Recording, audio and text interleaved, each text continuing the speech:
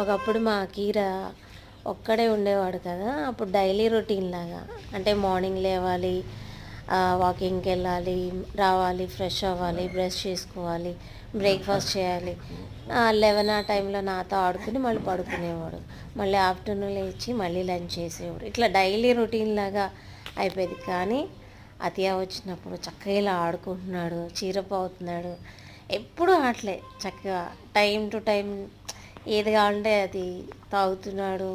ఇప్పుడు నేను ఫీడ్ చేయక్కర్లా, వాడే తినేస్తున్నాడు సమ్టైమ్స్. బాగుంది వాడికి నిజంగా.